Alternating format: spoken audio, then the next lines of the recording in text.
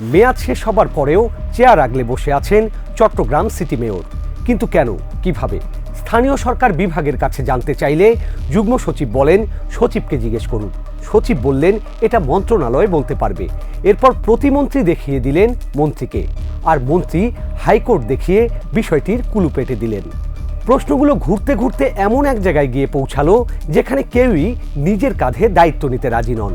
তাই প্রশ্নগুলো থেকেই গেল। আইন যদি বলে মেয়াদ শেষ, তাহলে মেয়র কিভাবে এখন দায়িত্ব পালন করছেন, আর রাষ্ট্রের কোনো প্রতিষ্ঠানই কেন এ নিয়ে স্পষ্ট অবস্থান নিচ্ছে না? চট্টগ্রাম সিটি কর্পোরেশনের গল্পটা একটু অদ্ভুত। 2021 সালের নির্বাচনে আওয়ামী লীগের রেজাউল করিম চৌধুরী মেয়র নির্বাচিত হন।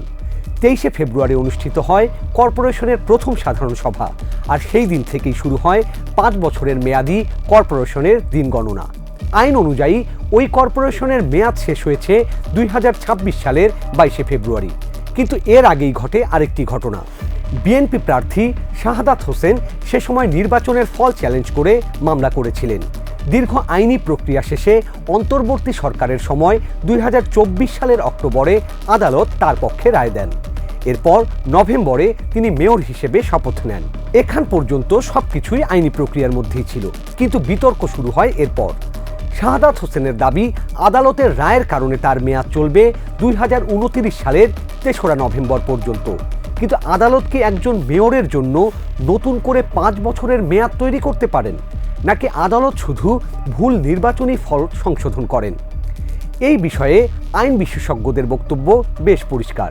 সাবেক নির্বাচন কমিশন আইন শাখার যুগ্ম সচিব ও অবসরপ্রাপ্ত জেলা জজ শাহজাহান সাজু বলছেন, আদালতের রায়ে কেউ মেয়র হলেও তিনি শুধু কর্পোরেশনের অবশিষ্ট মেয়াদের জন্যই দায়িত্ব পালন করতে পারেন। তিনি আরও বলেন, ধরুন মামলার রায় হতে হতে 5 বছরের মেয়াদের আর মাত্র 5 দিন বাকি, তাহলে সেই ব্যক্তি মেয়র হবেন মাত্র 5 দিনের জন্য। 5 বছর নতুন করে শুরু হবে না। একই মত দিয়েছেন নির্বাচন ব্যবস্থা সংস্কার কমিশনের সাবেক চেয়ারম্যান বদিউল আলম মজুমদারও।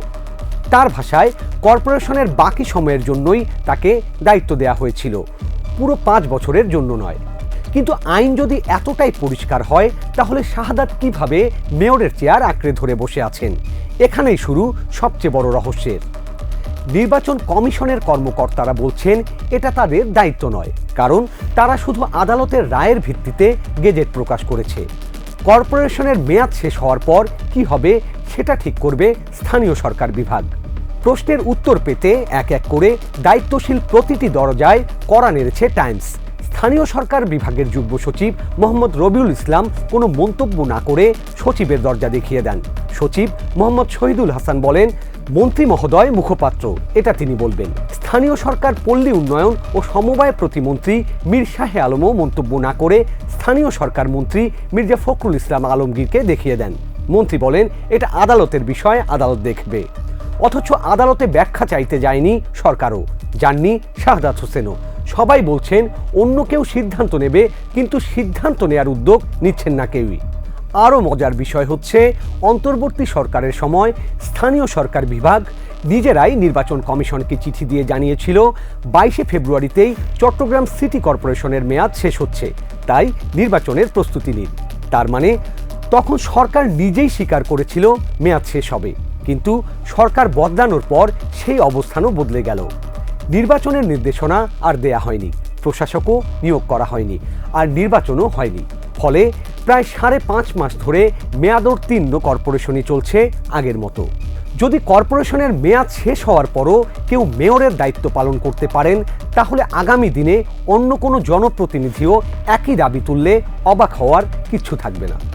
চট্টগ্রামের এই ঘটনা হয়তো একটি সিটি কর্পোরেশনের সংকট, কিন্তু এর উত্তর নির্ধারণ করতে পারে বাংলাদেশের আইনের শাসন আসলে কতটা কার্যকর।